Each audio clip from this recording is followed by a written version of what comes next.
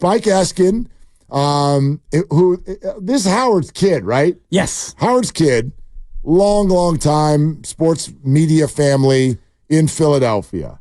And yes, professional needlers. So don't get triggered. Professional needlers. The apple doesn't fall far from the tree. But Bonte and Joe had him on, and they started tossing around Brock Purdy and listen to what Shasky asks him. If they paid him $50 million, the general Eagle consensus would be what? They would laugh. They would laugh. I mean, they would do the same thing as when the Giants paid Daniel Jones $40 million. Wow. I mean, come on. He's better than Daniel Jones, though, but, like, come on. Well, I don't know. Is he really, though? Yes, he is. He stayed healthy. Yes, come on, man. Come on. He's won high-level games. Daniel Jones. You see Daniel Jones, I mean, he threw like 16 touchdown passes in his best season. Daniel Jones. That's Daniel Jones won a playoff game by himself, basically. Brock Purdy never has. I'm not insulting Brock Purdy, but if you put Daniel Jones with health on the 49ers team, he would have the same numbers Brock Purdy did. We've done this a lot. Can't stand it. It's the weirdest, stupidest thing ever. Yes, it is draftism. Alex Smith on our show yesterday, by contrast, here's what he said about Brock Purdy. It's the real deal. Brock is the real deal. I think for everybody out there trying to say he's a product of the situation, listen, is Kyle a great offensive coordinator? Of course. Are there great weapons there? Yes, but half the league you could say that about. You go into every, not just the main stats, you go into the deep kind of, some of these more underlying stats for, accuracy, throwing under pressure with a defender in proximity of him, passing outside the pocket, throwing the ball downfield. I mean, Brock was number one in the NFL in about every category there was. This guy does it all. And then you just turn on the tape and, the eye test, he passes it as well. I mean, this guy, I think, plays with more courage in the NFL than about any quarterback. And that's saying a lot. I mean, he's not a big guy, but man, he stands in there, and that's something you just can't coach. I'm sorry, like you guys have it or they don't. You can look good in shorts and throw it all around the yard, but when you put the pads on and 350 pounders are bearing down on you, to have that kind of courage and stand in there and still have the poise and accuracy to keep his eyes downfield, again, it's just a really, really rare. All right, so that's Alex Smith on our show yesterday, and then lastly, before we really kick it around, this one was a whole lot of fun. And apparently he's a listener, big listener to 95.7 The Game. Podcaster, and now we call him Potty Mouth Podcaster Perotti. Jack Perotti. I thought this was really smart. This helps maybe those of you who I've disagreed with on Brock Purdy over the last year. This helps explain how I feel. And Potty Mouth Perotti feels the exact same way. Yes, hide the kids, because here comes Potty Mouth. Caleb Williams is a system quarterback already. And I'm going to say that, because if we look at all the weapons that the Bears have given Caleb Williams already, right? You said they have the best wide receiver trio in the league, right? You gave him DeAndre Swift, a good running back to pair with the other guys that they've had the last couple of years. If Caleb Williams goes out and goes crazy, goes ballistic, has a year with over 4,000 passing yards, almost like 30 touchdowns, something like that, leads the league in QBR or passer rating, something like that, right? And we call him a system quarterback because that's exactly what we do to Brock Purdy. The difference between the two is that Brock Purdy was the last pick in the draft and Caleb Williams is the first. And I guarantee you when Caleb Williams goes absolutely bananas, we're going to make it seem like he's the greatest quarterback prospect. Oh my God, this guy's so good. Like, he is a generational, he's changing the game, all this. But we gave him the best situation we've ever seen a rookie go into. Meanwhile, Brock with all his weapons and Joe Burrow with all his weapons, mostly Brock. Let's stick to Brock. Everyone and their mom, when Brock Purdy puts up an MVP stat-like season, they want to just say, oh, it's the system. It's the players around him. It's all this, that. All right, if you're going to say that because of all the talent around him, you better say it for Caleb Williams too, because if not, that's and you're picking and choosing, and it only depends on where they were drafted. Perotti. Yeah. Bringing it. Potty Mouth Perotti. I counted 6 curse words in there. Yeah, there's at least 6 beeps. Yeah. And that's because we only played part of it. There are a lot of beeps in there. Good job, Grandy. I cut out the whole second half because there's a lot of words. A lot more. I like what he's saying because... It's like Conor McGregor of podcasting. And this is where the whole thing about labeling quarterbacks just kind of wears me out. Game manager, and having Alex on yesterday... He's the epitome of game manager. He's the president of the Game Managers Club. And now Brock Purdy is tabbed with the same label. And all he manages to do is win football games. So You want to call him a system QB? He is a system QB. Turns out the system that he runs is pretty kick-ass. And it's a winning system run by one of the great offensive minds in the game and surrounded by a lot of talent. So if Caleb Williams does do what Potty Mouth Perotti was talking about, and he has that kind of a year, and he's rookie of the year, then yeah, he's a system quarterback because Eberflus would have run a good system designed around talented players and a good quarterback. So it's okay to be a system quarterback. Well, there's that, and I totally agree with you. But people use it, they weaponize it as a disparaging label. 100%. But I also, that's like when he brings up the Caleb Williams thing, that's what I don't understand. Like even what Spike Eskin brought up there. If you put Daniel Jones on the 49ers, well then Spike, then what? What? If you put Daniel Jones on the 49ers, then what? What?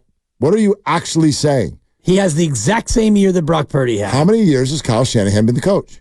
7, I think. Okay. How many times did the 49er offense look like that? Not 7. How many? Fewer than 7. Yeah. Maybe once. Or once and a half? Yeah. That's Jimmy G had himself a terrific year. Not quite that good. Never had that year. He had 3,900 yards, I think. He did. He did. And what was the TD to interception ratio? I'm not remembering it clearly, but probably like 26-10 would be my guess. Why do we keep grabbing other names and going, if we put him in the Niners system, then blank happens? That's the one that if you really, really want to get into a fight with me, that's the one. That's the one. Keep saying it. If Kyler Murray, if you put him in that system, then what? Do you actually think football is allowed to work that way? I'll continue to say the same thing. If that's how you feel about the Kyle Shanahan system, then I'd give him a 40-year contract right now. 40 years. If his system is so good that it automatically makes the QB good, 40 years. Guaranteed, fully guaranteed, 40-year contract. Because even sounds aggressive. Yeah, well, not for me. Even when he's too old and he retires, I just want the residue of the system. So I want to make sure that, I don't know, does Kyle have sons? I want his sons to be the next coach of the 49ers because they're going to grow up around the game and they're going to know you learn that the system. Yeah. How come, if this was the case, the Kyle Shanahan system was so incredibly infallible and you can put whatever quarterback you want in there, why didn't we criticize them immediately when they traded up to number 3 in the draft? Where was the media then to say, Kyle, what are you doing? Right. You don't need a good quarterback. You got the system. All you got to do is plug a dude in there. Yep. Why would you use all of that capital to go get a talented quarterback when all you need is a jag? Why would you do that? That's my question. And that question will never go away and never be answered. I don't even need to give you all the data of all the Jags who have been on Kyle Shanahan's team for the first 5.5 years. And yes, they went to a Super Bowl. Yep. And Jimmy was nice. He was fine. He was always polarizing, though. And never this. See it. Never put up numbers like this. Not quite, but close. Why didn't they ever look like this then? Even when Jimmy was putting up good numbers, you know that the Niners were trying to beat people 20-17. Their output was nowhere near what this offense is.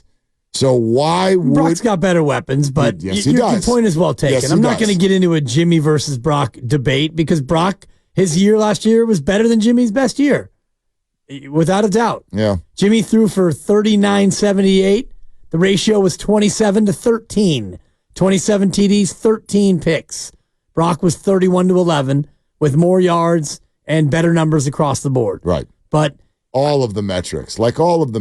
And Jimmy has never been as good again, nor will he ever be as good again. So there is some of the system that helps the quarterback, but that is something that definitely gets to me as well. I'm not gonna sit here and tell you Daniel Jones. Niners don't have a good team. Oh, by the way, Daniel Jones won a playoff game by himself. I loved that statement. What was the final score of that game? Was it? I feel like it was 24-16 is going to be my guess. Will you look that up, Grandy? 31 to 24. What was it? 31 to 24. Okay, 31 to 24. He was 39 of 62 in that game. For how many yards? 436. Really? 2 touchdowns and a picky pick. Okay. So, what did Kirk Cousins do in that game? Let me check the box, but... What's in the box? Wait, what do you have Daniel Jones' numbers as?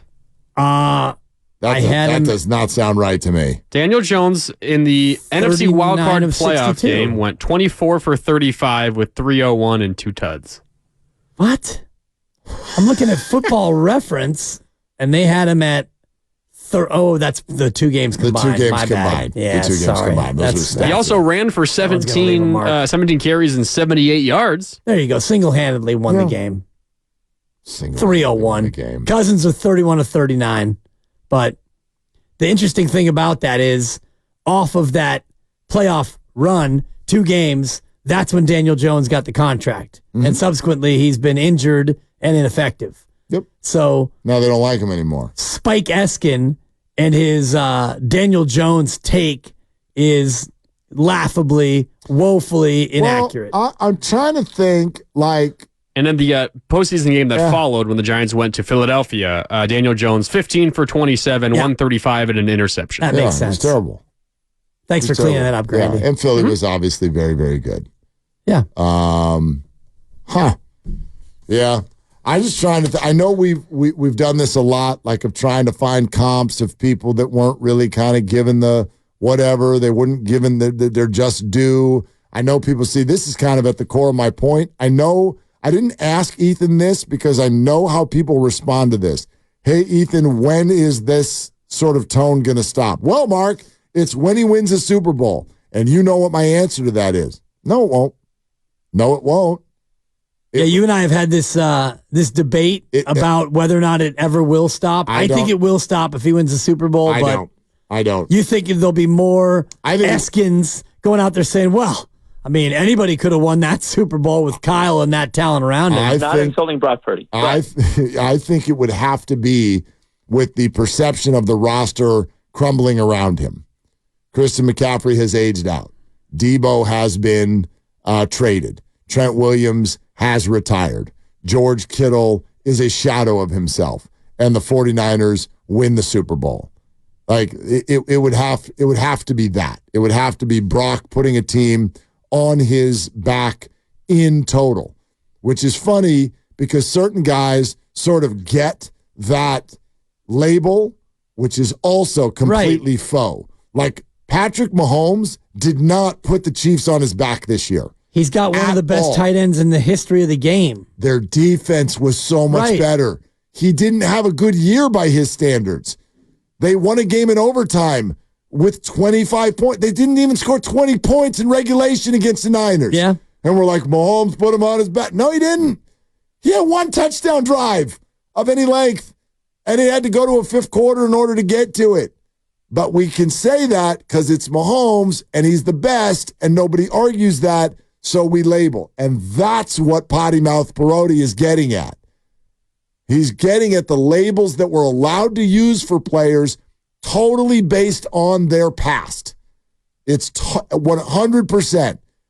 This year's conversation about Mahomes was based on his past. If Caleb Williams is good, it's going to be based on his past. And his draft spot. And his draft spot, which is talked about many times. Past. Yeah. Right. It's not going to be based in. And I like the whole idea of someone in pro sports being awesome and all of us watching it and just going, well, it's actually not good. It's just this stuff that happens around him. Like, that's the comp I've been going for.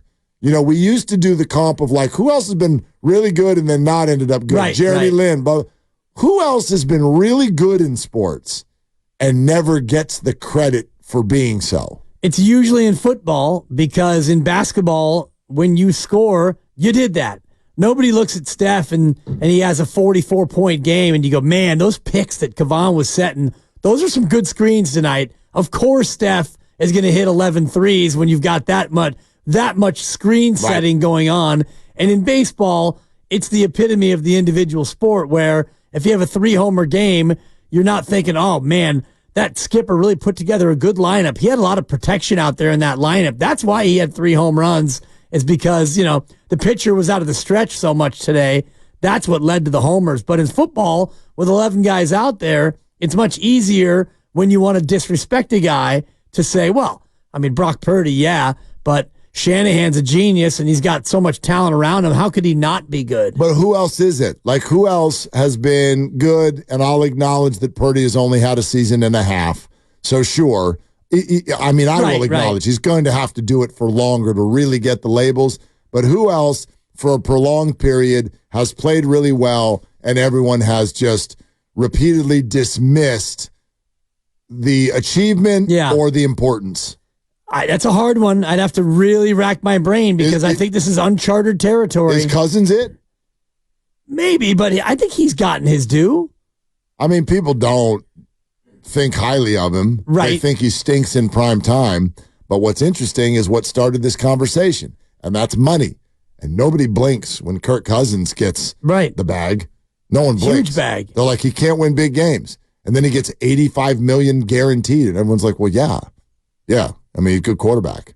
And I think it just goes back to the old draftism where when Brock Purdy, at the end of this next season, and he's in line for an extension, and if the Niners do line up and give him $50 million a year, all of the Spike Eskins in the world out there are going to come out and say, oh, you blew it. It's a huge overpay. Daniel Jones and all the rest of it, and it's nonsense. Well, that's fine. It only fully becomes nonsense if he then if he comes out and continues to be the same guy. Right. I'm not sitting here telling you there aren't questions.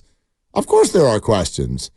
Of course it's only been a year and a half. Of course the 49ers are going to have to replenish a roster and probably won't do so at such a high level for the remainder of his career. But then again, the other side to it is this is still a young pup, still a guy who hasn't seen a lot of things. Right. In theory, should still go